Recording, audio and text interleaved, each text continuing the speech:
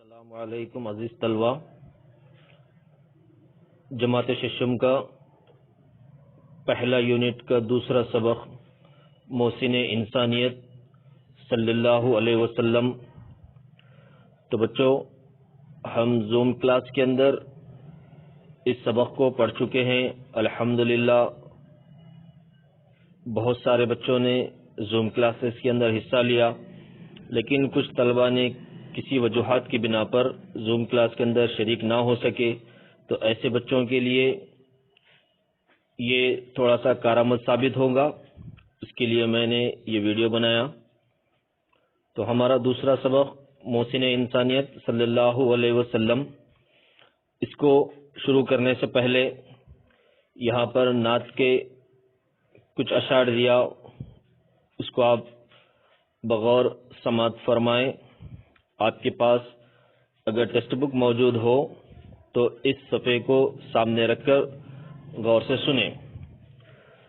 وہ نبیوں میں رحمت لقب پانے والا، مراد غریبوں کی برلانے والا، مصیبت میں غیروں کے کام آنے والا، وہ اپنے پرائے کا غم کھانے والا، فقیروں کا ملجا، ضعیفوں کا ماوا، یتیموں کا ولی، غلاموں کا مولا۔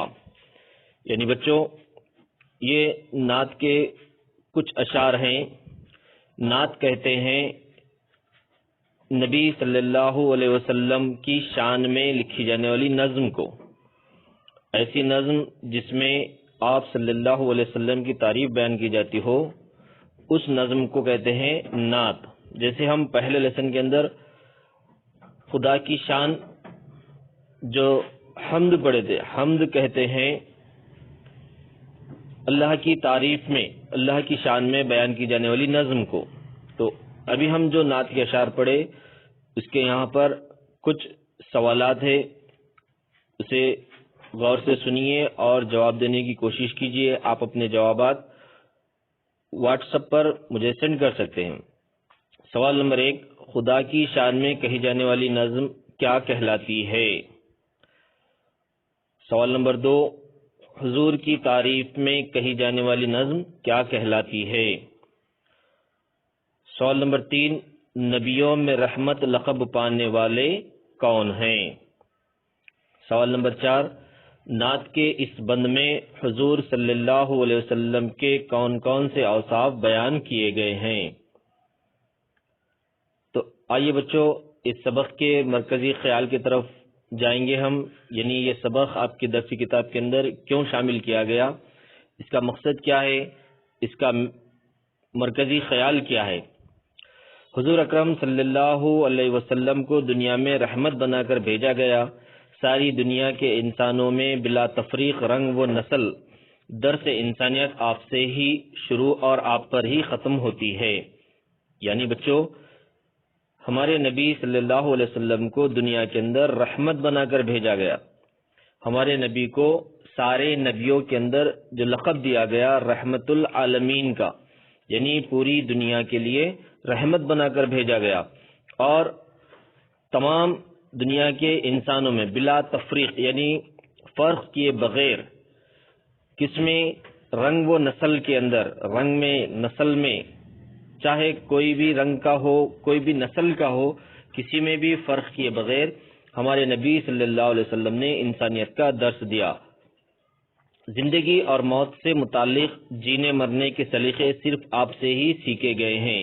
چاہے زندگی کا کوئی کام ہو، زندگی کے اندر جو بھی کام ہے، ہر کام کو کس انداز میں کرنا چاہیے، اس کا طریقہ بھی آپ صلی اللہ علیہ وسلم نے ہم کو سکھا کر گئے۔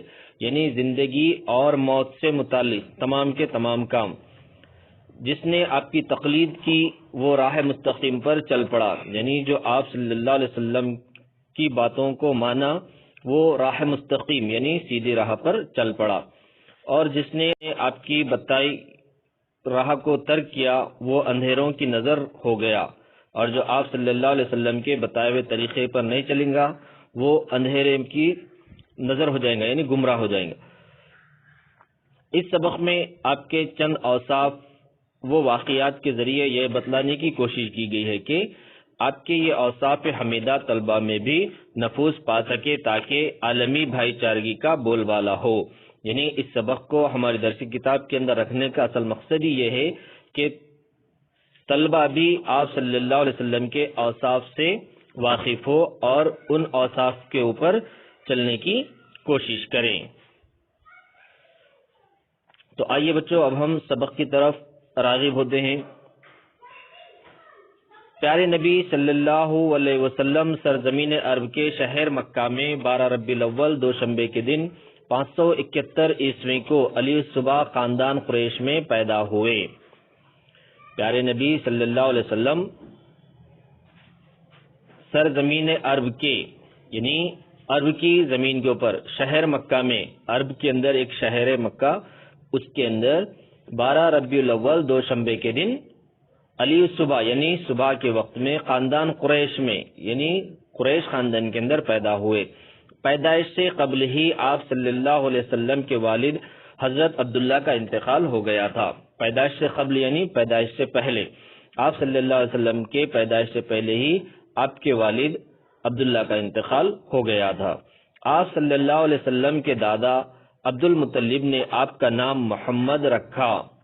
ہمارے نبی صلی اللہ علیہ وسلم کا نام محمد رکھنے والے کون ہیں؟ آپ کے دادا عبد المطلب۔ جب آپ صلی اللہ علیہ وسلم کی عمر 6 سال کی ہوئی تو والدہ بی بی آمینہ بھی وفات پا گئی، اور 8 سال کے ہوئے تو دادا بھی اس دنیا سے رخصت ہو گئے۔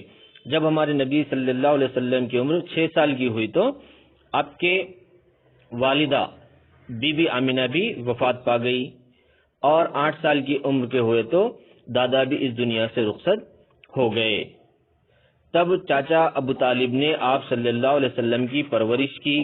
جب 14 سال کی عمر ہوئی تو آپ صلی اللہ علیہ وسلم نے تجارت کی طرف توجہ دی۔